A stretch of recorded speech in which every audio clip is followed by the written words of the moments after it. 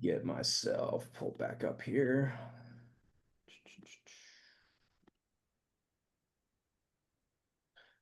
So, um,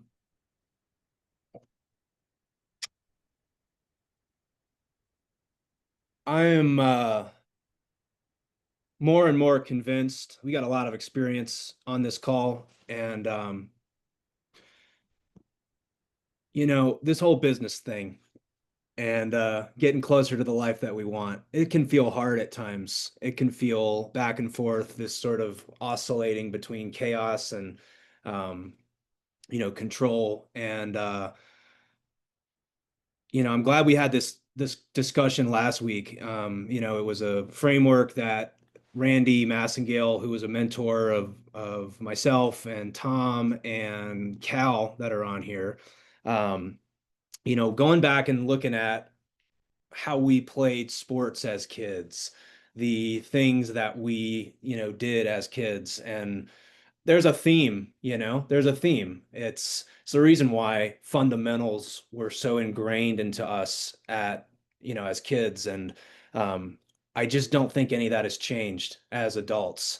I think mastering the fundamentals at business is really the only thing that if you could get one thing right, it's gonna be the biggest determining factor in how well we win. At the same time, they're not easy, because it's like um, as things get more complicated, as we grow in business, it's really easy to kind of dismiss these fundamentals. But if there's one thing I know for sure, the things that have contributed to my success, not only in athletics, but in business as well, is it's just mastering these fundamentals, not getting tired of them. We showed this video last week about Kobe Bryant, and I just find it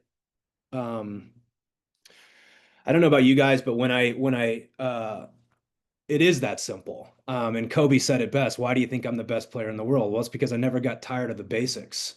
And I guess the underlying message here is it's really easy to get tired of the basics. It's really easy to avoid the things that are so obvious because we think that it's something, some new shiny object or some new strategy that's going to bail us out. And I'm constantly reminding myself that it's doing the fundamentals extremely well that are going to lead to our success. That's what we're doing in this series is going back through all the fundamentals from ground zero, building that back up. For those who have been, part of this discussion for years, this is going to feel like I've already heard that before.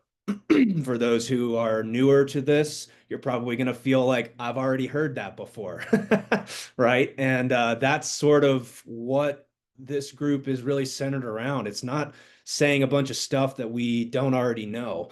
It's staying focused on the things that we know lead to success if applied consistently over time.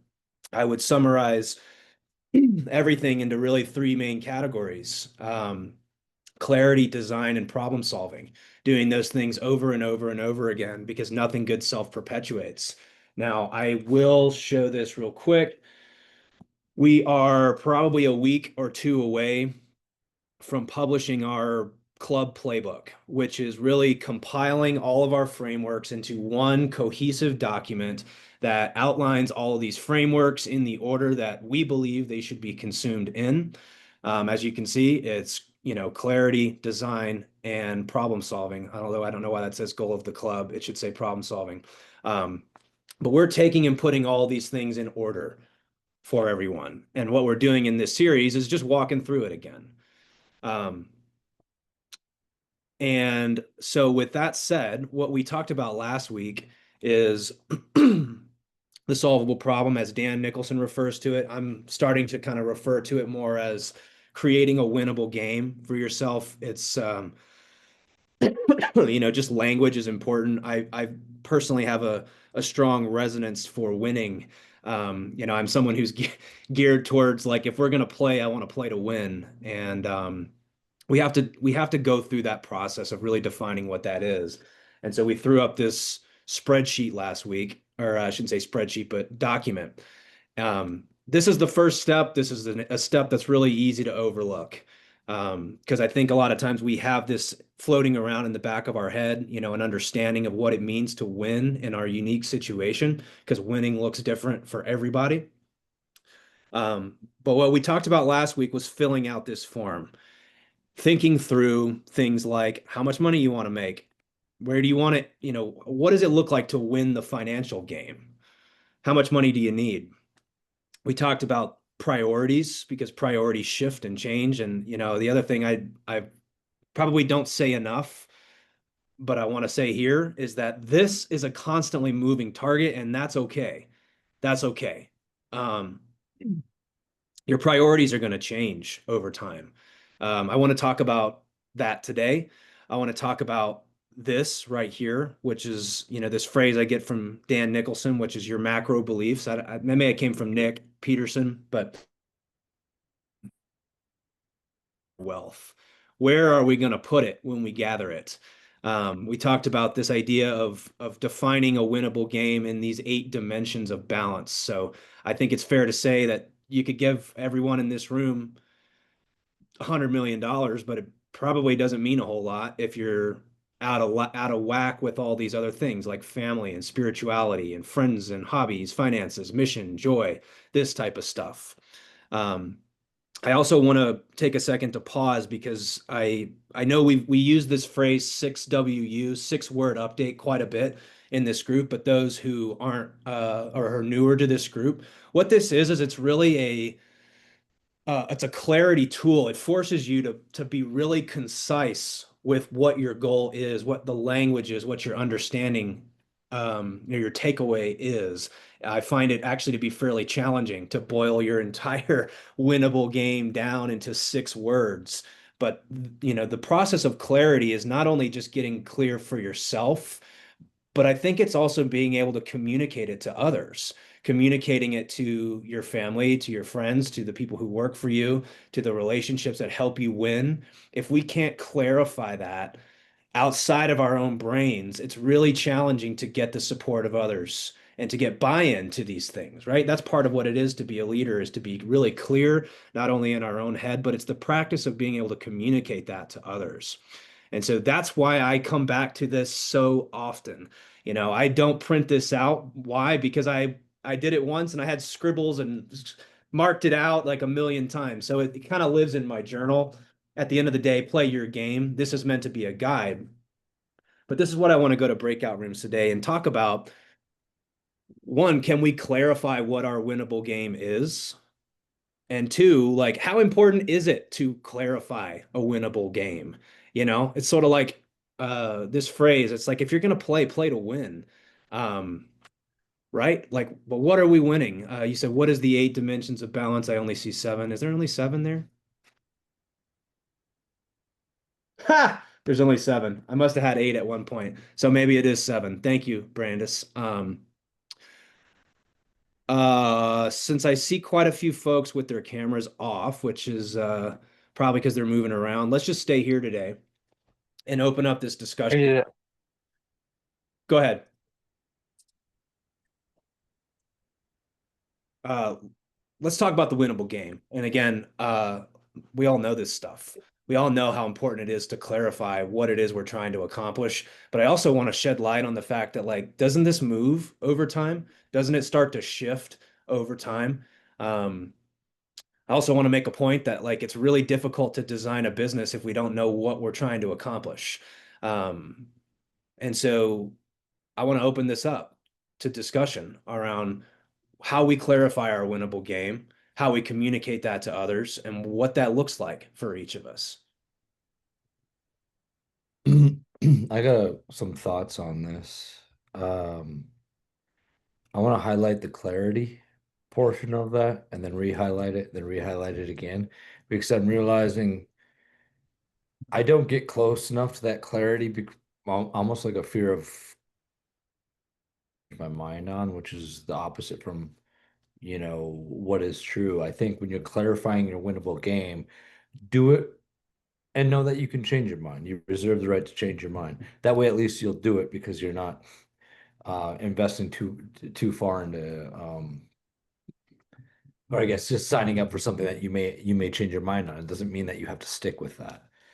But again, clarity is like don't overstep that piece because you could be 2 degrees off then in what you're trying to accomplish and end up somewhere massively different in 2 to 3 years if it isn't within your values. And to try to bundle everything up in this, you talked about putting some gas on the fire.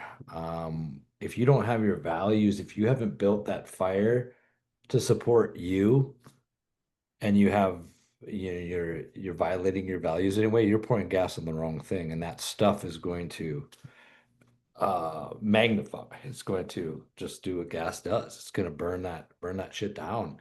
So, but if you build that fire to support you and your values and everything that you value, then it will keep you warm. It will keep you, it's, I guess that metaphor is not working exactly how I wanted it to, but I was just thinking about when you were saying that, Paul, is like pouring gas on it. What are you pouring gas on? If you're not clear, I keep going back to clarity on this, like how you're going to build your fire. What caution what you pour gas on. It's not good to step on the gas then. I personally am going through some clarifying like realizations with myself as I get things being a quick start really close to an idea of what I want, but I don't have it crisp with explicit clarity. And then everything after that moves too slow. It's because I don't have that confidence behind it. So that's just more of a testimony of what I'm going through with clarity right now. So I want to just highlight clarity on that. I find it frustrating, clarity, because well, I'm getting better at not being frustrated by it, but it's like, why is it so difficult to be clear on all these things? What do you want? What a simple question. What are you trying to accomplish? I used to say things, well, I want to grow my business. I want to be happier. I want to be healthier. But I found that like that's not really clarifying a problem. I want to grow my business. Right. Um, I get that. We all want that. We all want other things, but like, isn't that the same as just like getting in Google and just saying like I want to go north, It's like, right, but like where? Where is north? Like north from Denver could mean Seattle, it could mean Chicago, it could mean the Arctic Circle. Like what does that mean? And then why I say it's frustrating is because it's really difficult. But that word sounds so simple. Oh, just get clear. Just clarity. It almost sounds really fluffy to me, as if it's like, oh, that should be easy, but it's not easy. And it's this constant iterative process that shifts and moves and changes. That's just sort of a testimony for myself is like, I'm sort of like, you're 35 now. Why is it so challenging to have this quote clarity on exactly what you want? And I think what I've come to understand is because like the whole world is dynamic, it's constantly changing, you're constantly changing and evolving. So if you think that you're just going to arrive, that's not how it works. Yeah, we can get closer, we can shift and tweak, but it's like what you said, giving yourself the permission to change your mind as you get more information, but also holding true the principles that don't change. Like as I was thinking about my priorities, the second one I wrote on here was to remain in integrity with my principles. My principles really don't change, which is why I I think about clarity as like how closely aligned are my behaviors with my intentions. It's that I forget how Nick Peterson used to phrase that, but when I think about writing numbers down on a page, yeah, I mean I can write $500,000. That's like how much income I want to make. Could that change over time? Sure. But like what I don't think changes is like how I want to show up and who I am at a core level. So when I think about a winnable game, that's where my mind has started to gravitate more towards is not necessarily like I need to do certain number of deals to be happy. It's like, well, yeah, I mean, there's a solvable problem financially, but I look at it more as an alignment with who I want to be and how I want to show up.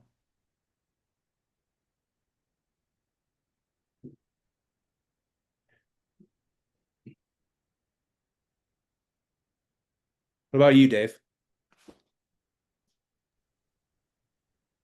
I filled this out this morning and based a little bit off of like previous kind of net worth workshop kind of worksheets. But my 6 word update from that from the overall take from it was just like with intentionality and patience, it's inevitable. Um, I think sometimes my focus can be too much on like once I hit this financial number, then is the freedom. But the reality is just like do what I know works, stay very intentional about that, make the tweaks as needed to the business along the way.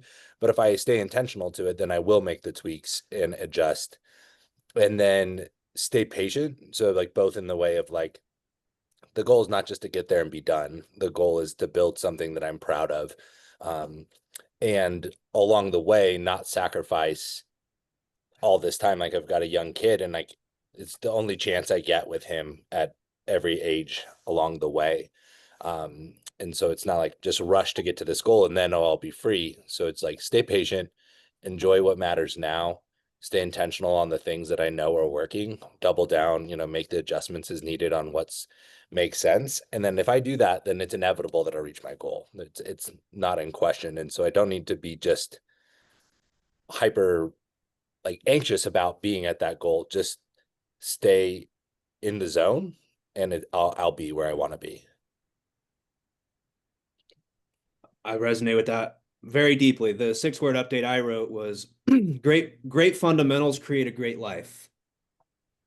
Yeah, same thing. And it's sort of like, look, you don't always get to control the outcomes. Of course, we should be playing to win. Means like, yeah, let's define a winnable financial game. But at the end of the day, great fundamentals create a great life. I mean, I believe that to my core. Um, and it requires a tremendous amount of patience. Dr. Jeff's term is restraint. It's like restraining yourself from the anxiety of like, am I going to be okay? Right. Well, yeah, you will. Just do the fundamentals. Just be patient. Um, I love what you just said there. I had a 6 word update that's similar, but I put do your daily for your daily. And what I meant by that was kind of what the language I think we're taking from Nick is like your goals and then your spouse goal and then your behavior, how that lines up. What does your daily behavior match up with that? But with do your daily for your daily is, you could do your daily for some goal out on the future, but what we are guaranteed is the day. So why not design what you're working towards around loving your day? Um, line those two up, and every day, it's just compounding when, going back to what David had said, like with time and intention. And if you line that up with loving your day, it's just a matter of when you're going to get there. Yeah. What's on your mind, Brandis? I think I was just curious about Cal. I was just wondering, like, do you love, what you do with the law company, and do you feel like this is something you're going to do until the end of days? So it's not what the services that the business does that I sit on a couple leadership meetings a week and I'm a financial. I own a business, but converting that business into an asset, I do love. I love that so then it can fulfill like our why is to give a platform for success. So we have 30 young men and women that are building careers off of something we built. So there's fulfillment with that. I'm going to take what I learned there, much like the club's playbook here. I'm going to have a playbook for going into other service companies. And I'm going to do it again because it was so much fun. I did it. It took me 20 years the first time. It's going to take me 2 years this next time because I've Yeah. learned. But yeah, I mean, for the daily, like I do love the design part of it, staying with, and what I've learned here, Brandis, recently that really kind of has been highlighted is I'm pretty good and I'm pretty great at a lot of things. And I don't mean to be arrogant when I say that, but it's actually a fault because I tend to do a lot of things and try to keep a lot of things alive. And what that does is it keeps me out of my working genius, which would be design, very much on the quick start. Design, get it up, get clarity to that message that we need to cast out and deliver it, and then round up the super who's the people that can get it done. And then let them and essentially the next step is get out of their way, fire yourself, make yourself incapable of doing anything, and then come back in like a iPhone update and update something that's not working. But that's to the extent I'm trying to master that. So I do enjoy that. It's just, yeah. So business. It can Yeah. just wrap in the package of log home restoration. I'd love to make a point that like one of the next couple weeks coming up here in probably 2 weeks is, the ideal client, because I believe that if you're in this room, you're called to serving someone. I mean, I think life is about service, personally, being in service to others. At least that's a principle that I have. That may not be one that you have, but I think a lot of us in this room share that. Um, and I find it interesting as Cal's explaining that like who he's in service of is actually not a client. It is the people that work for him, which is awesome to get clarity around. He's creating jobs and careers for people. He's providing a path for growth. He's trying to teach the same principles and frameworks that led to his success to others.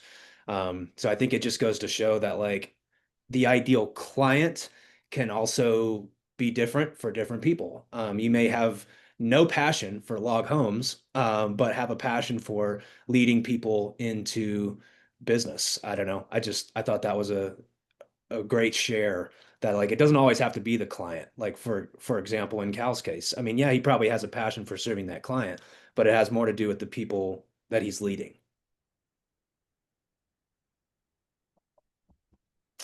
Um, what else on the importance of clarifying a winnable game?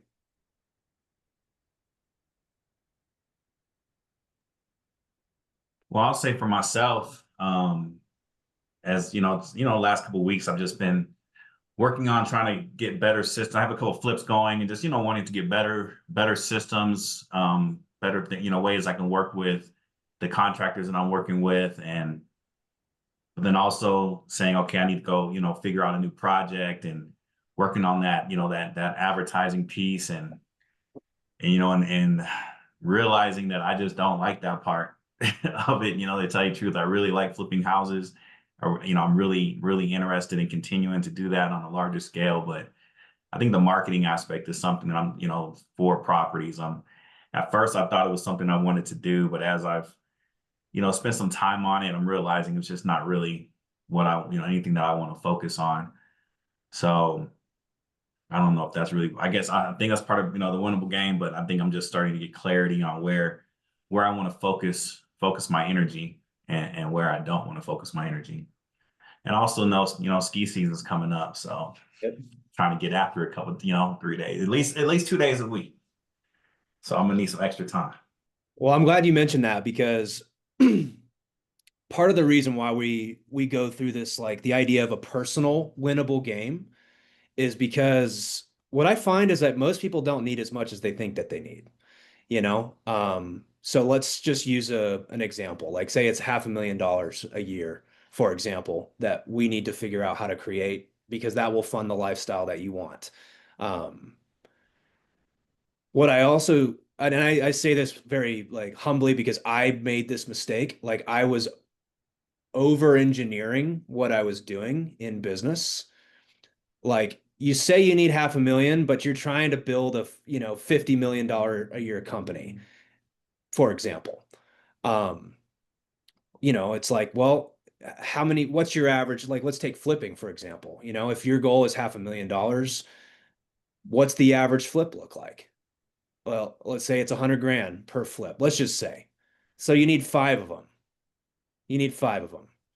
And then I noticed, for example, there was a misalignment in my life where it's like, then why are you trying to do 20 flips a year? Like, are you undershooting or are you overshooting? It's like, that's why for me, everything comes back to like we got to clarify what a winnable game for us looks like personally, and then look at the actions and the strategies we're taking in business. Because for in my case, I was overshooting. Some people are undershooting, probably as well. But like if the business is designed to get us closer to the life that we want, then how do we perfectly design it to get there, knowing that there's going to be some variability? If you need to do 5 flips at 100 grand a piece, well, not all of them are going to go well. So maybe it's not five, but figuring out what that ideal business needs to look like to hit that reliably is the business design aspect of it.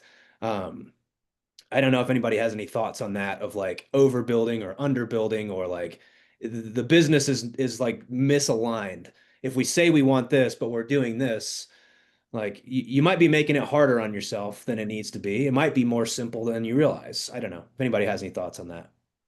Yeah, I'll hop in, Paul. I think for me, before I joined the club, I think it was everything was a sprint, right? And it's not a sprint, it's a marathon to kind of like to Dave's point. And I think when you don't have the clarity, you feel the need to sprint to move forward faster and to do more. But when you have that long-term vision, you know what winning looks like. You can, you know, dial it back and be like, okay, this is how fast I need to go at what pace, to your point about how much money, per flip. It's when you know how fast or how fast to go, you don't have to sprint the entire time. Right. Yeah. Whereas if you're sprinting, you'll do 20 flips and then end up nowhere almost. Mm-hmm. Because our brain just says, well, if I just go as hard as I can and as fast as possible, I'll probably get there. I'll probably get there. Why? You one a couple things from what you said, Paul, which is I think an awesome point is you're overdoing it. You're going for more and more and more just because you're genetic, primally hardwired for more firewood, for more meat, for more, we keep going for more, recognizing that bias. You had said restraint. Restraint, it comes down to restraint. But then Stefan says, is Stefan or Steven? Steven. Steven, Steven. sorry, buddy. But and then I was thinking as you were talking, is like, why do we sprint? And I know I sprint, if I really look at it, is out of fear. It's like, what am I, I'm not going to get somewhere fast enough, or I'm catching up out of some sort of fear. So what eliminates fear? And that's going back to what we first started talking about, specificity, clarity. Because if you have that, then you don't have that fear and you can pace yourself and actually lean into that restraint. Yeah, because our time, our energy, our bandwidth, like that's a really valuable resource. And when we just burn it on both ends, like, yeah, so when I think about barbells, to me, it's okay, so if it's $500,000 a year, how do we get there with the least amount of risk and effort year after year? Not because we don't want to play business hard, but because in order to, Dr. Jeff calls it like your stable planet. If you want to explore the universe, like you need a stable planet to come back to, for sure. Um, but yeah, it is knowing like what the target is, which is why we have to have a winnable game. Like, what is it? Is it 100 grand a year? If it's 250 a year, if it's 500,000, if it's $1 million a year, get clear on that. And then let's go look for how do we serve our ideal client and get there with the least amount of risk and effort. And my brain goes to like, ooh, but I could do this and I could do that and I could build, there's this opportunity and it's just this little squirrel that's just running around all day. Um, but it can be a lot simpler. I'll give you I want to hear from other people too. I don't want to dominate this, but like a case in point for myself is, um, we do these developments here in Denver. My company actually doesn't run those developments. When I look back at over the last 5 years, the best deals I ever did were with Nate and Hassan, two guys that are in the club. And I almost did nothing, meaning like I didn't find the deal. They found the deal. I raised the capital. I made a quick phone call. On most of the deals that I did with them, it's like a 300K pop for me. And I'm sort of sitting here thinking like, okay, well, I only need two of those a year, and they take almost no risk and I mean, not no risk, but it's very little effort on my part. And I'm asking myself, why are you doing all these other things then? Is it simply that simple? Just put together 2 deals a year and you can hit your goal, and then you can kind of play business the way you want it to. Sometimes it's like staring you in the face. And I feel like I had that realization this week as I was sitting there kind of doing this again, reviewing what's worked, reviewing what it is that I want. Well, you keep saying 500,000. You already got 2 deals on the board right there that we're going to do in 2026 that should bring that in. Why do I feel the need to keep trying to do more and more and more and more stuff? I don't know. Good question. This is what I mean. It's like this is the fundamentals. Just because you know this stuff doesn't mean all of a sudden your behavior changes. This doesn't work like that. Can I ask you what you're going to do now then? You've kind of identified a level that you want. Everything else that falls below that, are you going to say no to those type of deals? And same I with am brand is too. Like, are you going to stop doing marketing and hire someone out for that? Because you shouldn't be doing it. I'm thinking real hard about it. I'm thinking real hard about it. Let's put it that way. I'm trying to keep the loop open because I still am very attached to the things that I've been doing for the last 2 years. So it's hard to let go of stuff. The easy answer would be, yeah, just do that. Um, the hard answer is like, yeah, but they're not exactly reliable. They're kind of an upside bet, right? If they hit, I can close that gap. I don't like the if, I'd rather know for sure, which is what I see with the client remodels.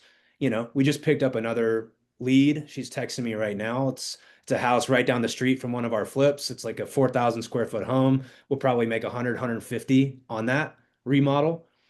That side is so unbelievably reliable. It's crazy. Like that's the side that is just pumping cash. So what I'm looking at is how do I get my construction company and the remodeling work we do for clients to get to the $500,000 a year, but I'm also really kind of rethinking things. It's the time of the year to start rethinking. This is like where that work begins because as I roll into next year, I want to have clarity, but I'm not rushing to conclusions. I'm trying to like keep the loop open, as Nick would say. Anyways, enough about me. What else has everybody else got on their mind when they think about winnable games, closing the gap, applying resources? John, Will, any comments from you guys? Tom?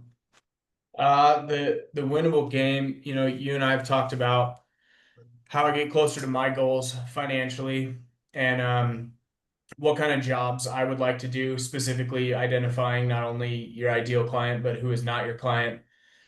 And I think my biggest problem, and I know this, I hate saying it out loud, it is very fear-based. It's like you and I talked about, I need to go find developers. I need to find people who are developing in the range that I want to be at, the single family and the duplex stuff. Because I'm confident in those, I can bang those out pretty quickly. But how many of those can I do a month to get there? And it comes back to fear for me because when I start to think about that, I'm like, oh, that means I have to go find these people, and then I have to, get the work, and then what if start to pour in, right? Because like for me, I can design the thing, I can get it permitted, I can get it approved, and in their hands, that's basically where I transfer it over. But then there's the construction component. What if the GC doesn't exactly do things the way I had planned? Or what if they go a little bit rogue and there's a problem? And then I get dragged back in as like, hey, this is wrong. Just all the what ifs pour in, and then I find myself backing off. And so I don't know what it'll take for me personally to figure that out, like to get over that fear or create a system where the fear is managed. But for me, that's where I'm at is like the winnable game is like just doing these, doing the type of stuff I know how to do and I love doing and finding the clients, but how do I get over the fear of dealing with it? So it's more just I'm just talking, that's just the stuff that's on my mind. I don't necessarily have a solution yet, but that's where I'm at. Well, I would say We're like we're gonna get there. Stay. action will get rid of that. You start doing that a couple times, and what once was fearful becomes more routine. And like there'll be hiccups along the way, but as you just continue to create action, that will fade. Yeah. Yeah, I mean, like you said, it's action because those things are going to happen. And my mindset is like, how do I mitigate every possible little thing that's going to go wrong? You don't, because something's going to go wrong. It always does. But like having the faith to be like, all right, if I just keep doing the reps, dealing with the hard spots, and you work through them. So yeah, I super appreciate it. What I also will say too is that like as humans and especially as like people in this room, like we're really good at solving problems. We wouldn't be here if we weren't, you know?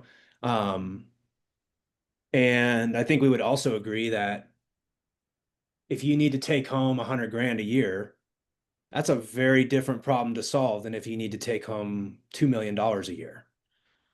Just a completely different problem. And so clarifying that at the beginning to me is like step one. And then also showing restraint to say like, okay, well, there's probably a million different ways to make 100 grand a year. Of course there is. Um, but with that like definition, you start to kind of back into it. Um, and that's really, I think, the point of last week was, Paulina, if you could drop this in the chat if you haven't already.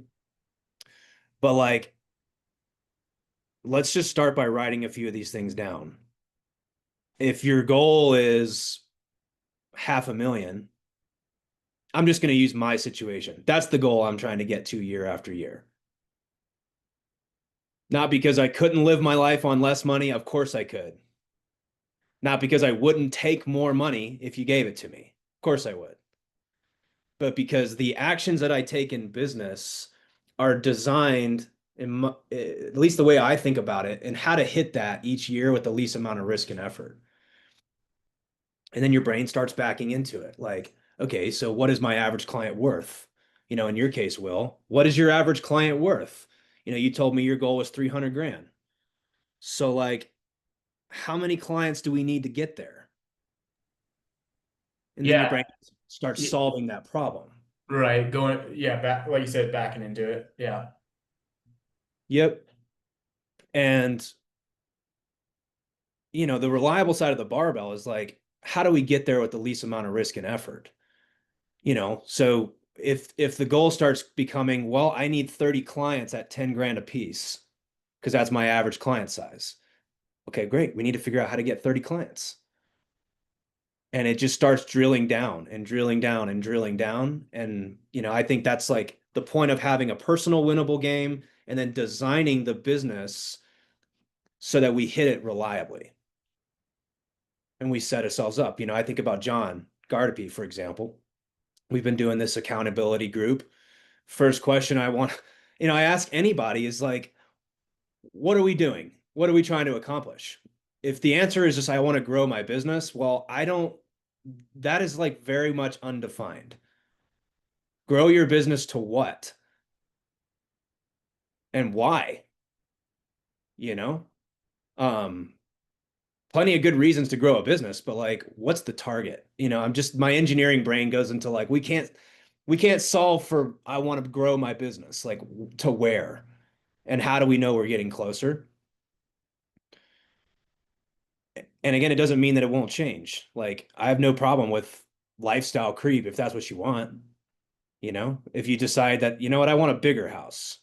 Okay, well, fair enough. Like, let's get clear on it. And then what needs to happen to go win that game?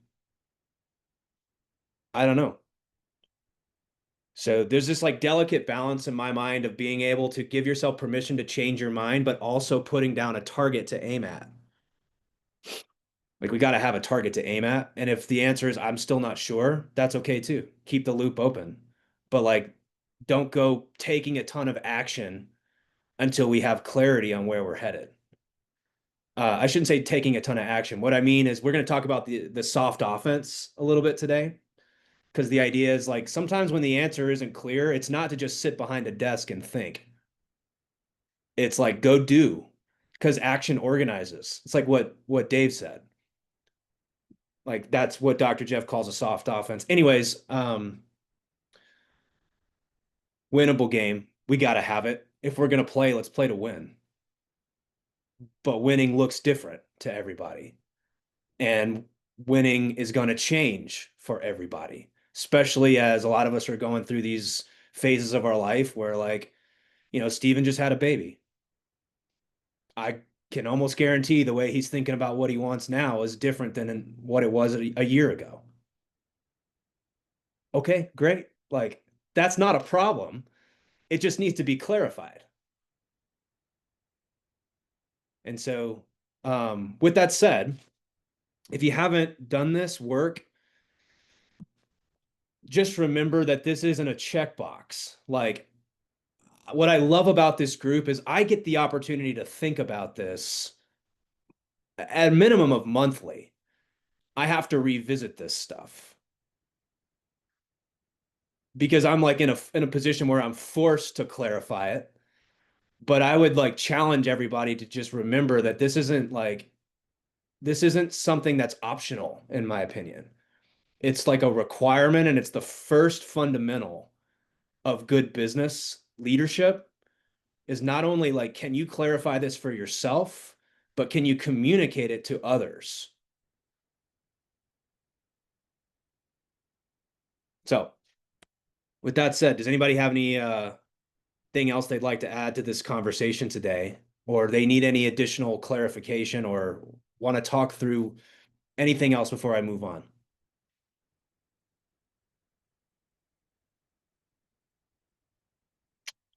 I think that the title for our event in December is going to be like play to win. Like, if you're going to play to win, but you got to define what that means. And if you weren't here last week, I was sort of kind of like expanding on the idea that when we played sports as kids, the what it meant to win was like given to us. Like, you didn't have to think a whole lot about that. I'm joining this basketball team because we're trying to win the state championship or we're trying to win the league. It's like really clear and obvious. Doesn't really work like that in business. You're not given that information. Like, you have to define that for yourself and define that for your team. And that's like a skill set that has to be developed. That's part of what we're doing here is like developing the skill set to be able to clarify it and also be able to communicate it. Now, let's talk about this week.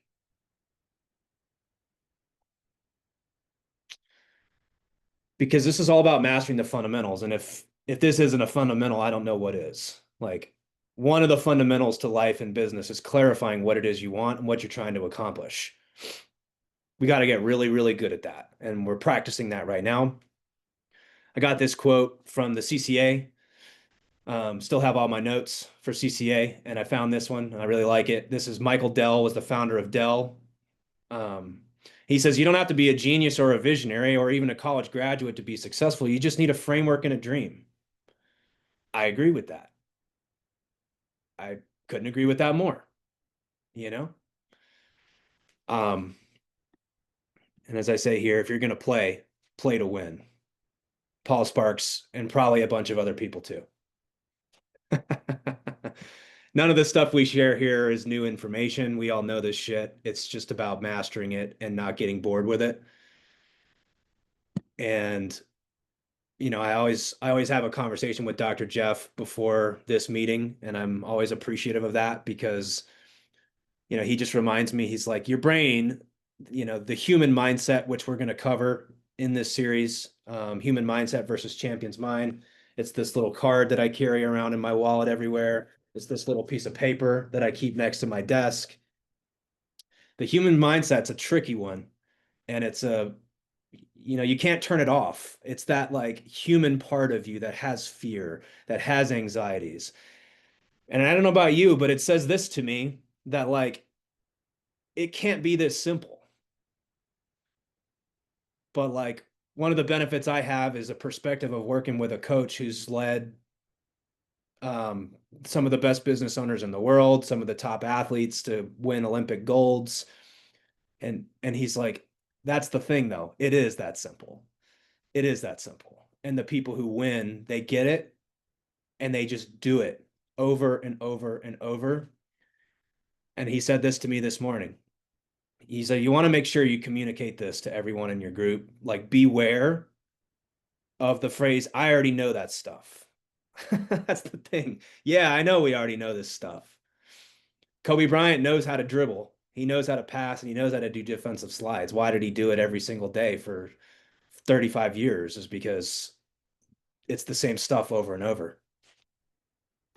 And remember, part of clarity is not only understanding it yourself, because we can hear the whole song in our head, probably. But clarity is also about being able to communicate that to others. How do you communicate this information to your wife? Does she know what's going on in your head? Do your leaders and your team know that? Do the people in this room know that? Clarity is not just keeping it inside your head, it's being able to clearly communicate it to others, which is why this stuff is so simple, because we're trying to clarify it, not only to ourselves, but to others. Anyways, like I said, I forgot to make sure that I articulate, because this was, in the back of my head. I know what the 6-word update is, but I forget that some people are a little newer to this. What this tool is it's designed to bring clarity and conciseness to your language. We've all heard that phrase, like, if you can't explain it to a 5-year-old, you probably don't understand it that well. Well, that's kind of like what I'm saying here. Like, if you can't put it, what you're trying to say, in 6 words or less, you probably don't understand it as well as you think that you do. That tool has served me so well. I think a lot about that when I talk to my team, when I clarify my goals, when I clarify what it is that I want, and I'm just scribbling 6-word updates all over my phone or in my journal here. Anytime I listen to a presentation, I do the same thing. Like, it's not pages and pages of notes that I remember. It's like thinking deeply about what were they trying to tell me and putting it into 6 words or less. If you can get really good at using that tool, this is a clarity tool. Forces you to clarify what you're hearing and understanding. It's not just for yourself, but it's for others. All right, case. Boy, I think about this tool almost every single day. Case is a clarity tool. Case is a design tool. Case is a problem-solving tool. You're going to see this show up in all 3 sections of what we talk about. And it's a framework for taking actions on the right things at the right time. So case stands for collect. I also think you could replace collect with clarify. What we're doing right now is clarifying things. So collect, analyze, strategize, and execute. And if you're like me, you're an action taker, you identify as that. That's okay. But just remember that, like, it's about taking action on the right things at the right time, not taking action just to get relief. I do that a lot. I can't sit still, so I just go do something. Got to do something because I have this identity of, like, I'm a doer. That's what I do. But, like, we got to take action on the right things. It's sort of this idea that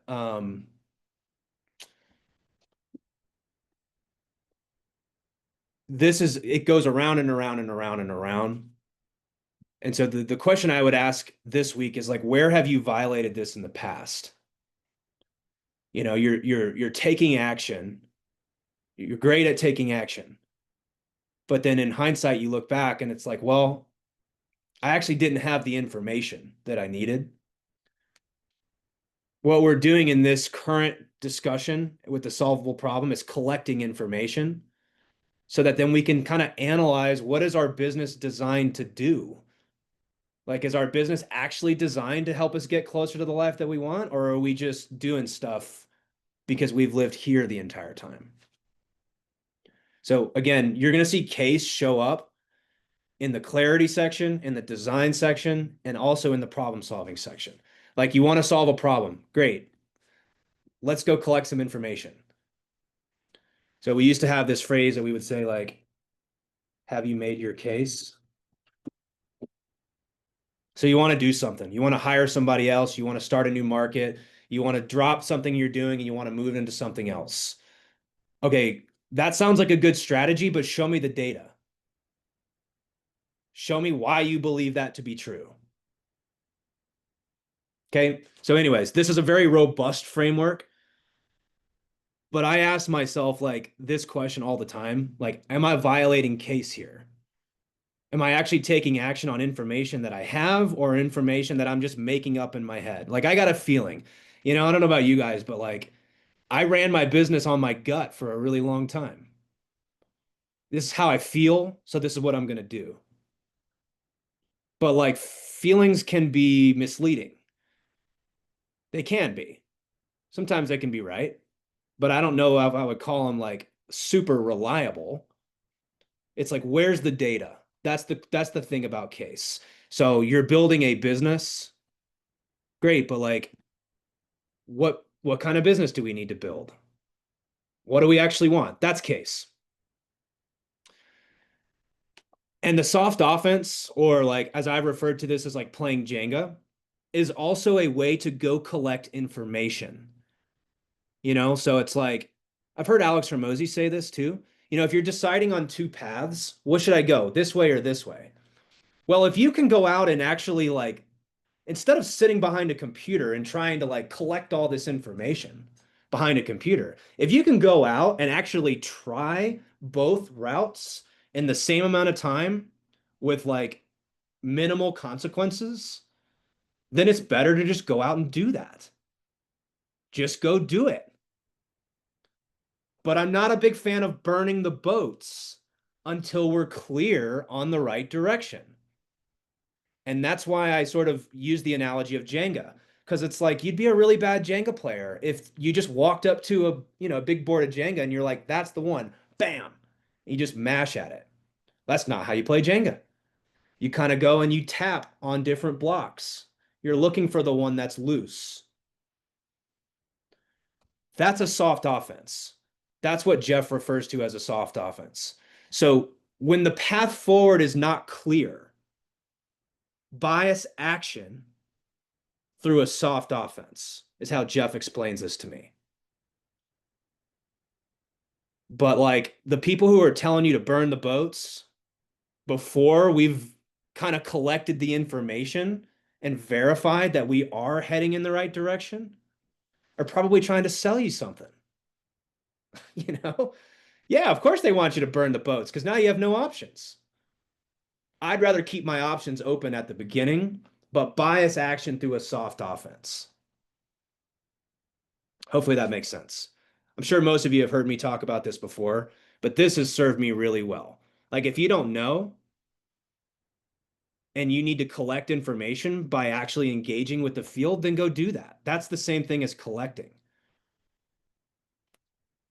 I've used this analogy with like my first couple years in business. I tried short-term rentals, long-term rentals, mid-term rentals, raising capital, flipping houses, wholesaling. And I was sort of pressing to try to figure out the right direction. That's okay.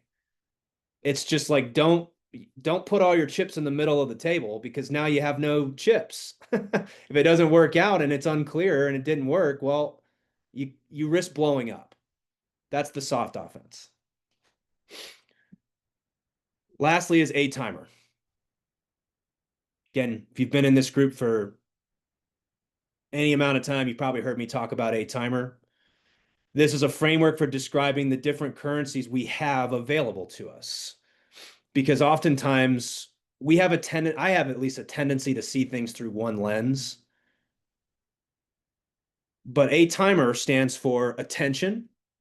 There was a guy named Larry Yatch, and I heard him talk about this years ago.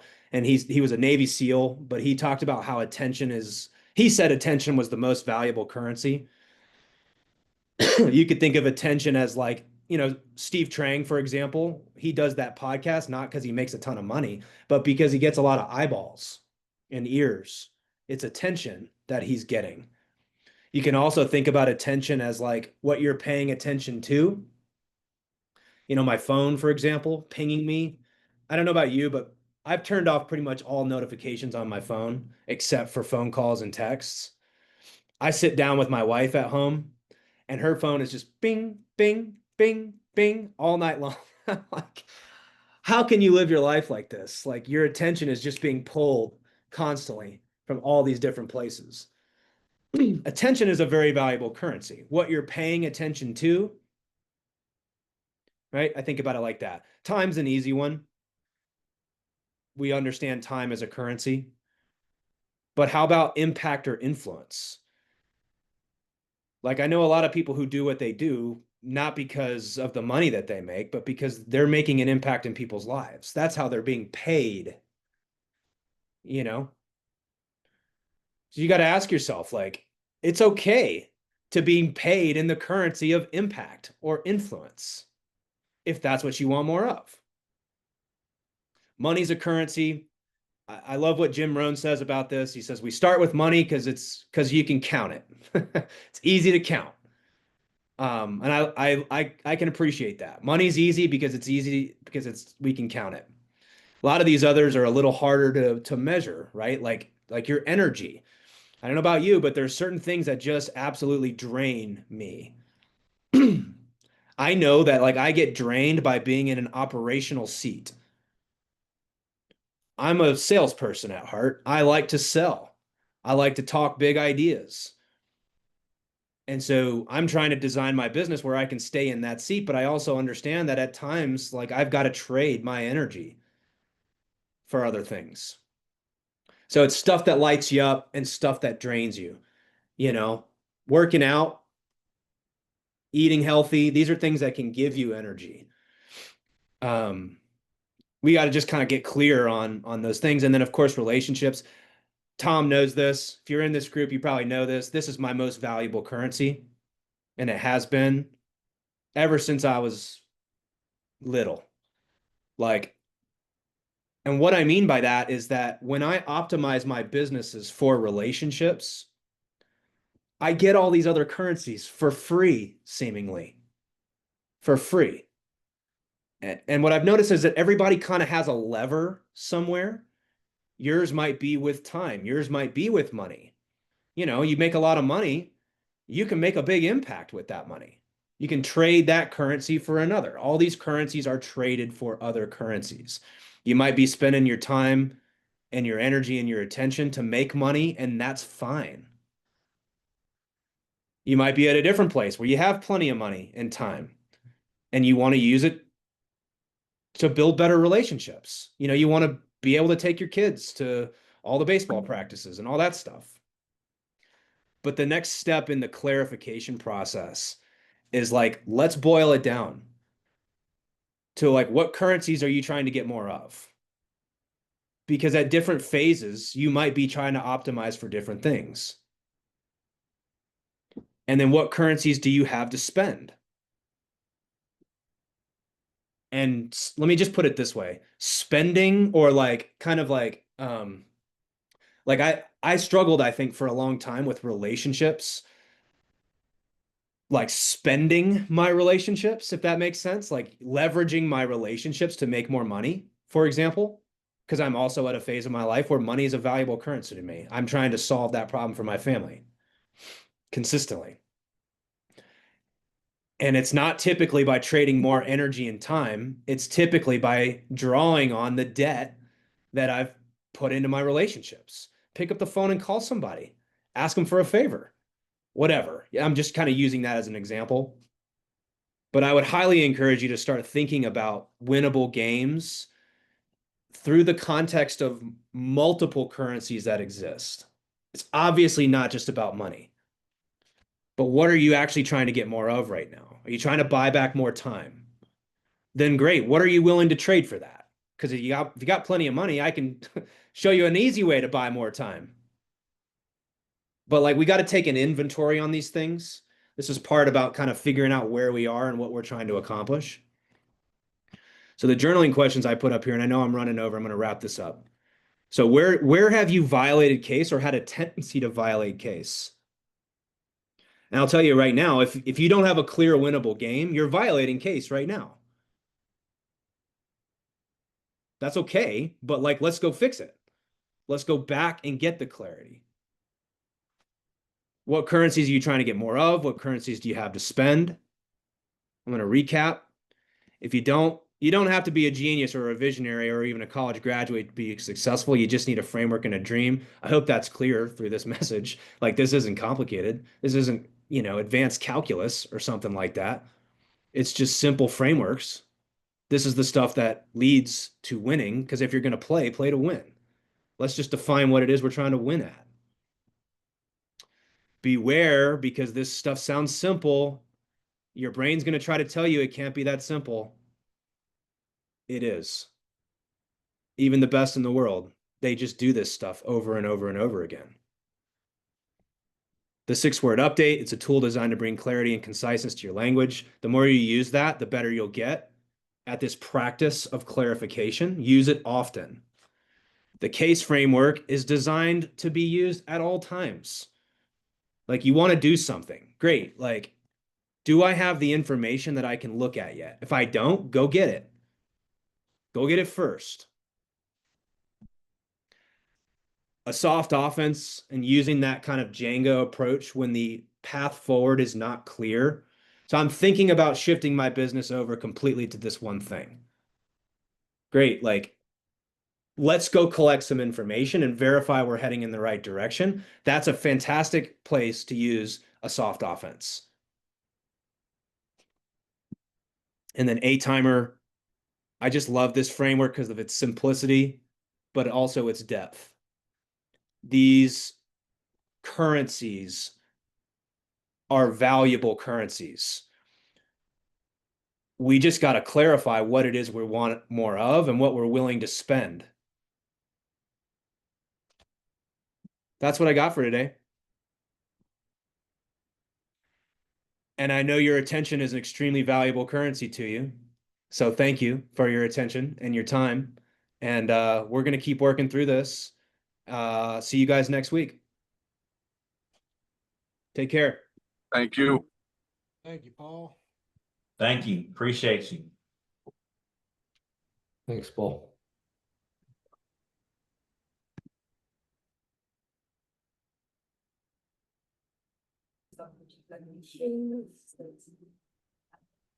Can you give me 1 minute? I need to use the restroom.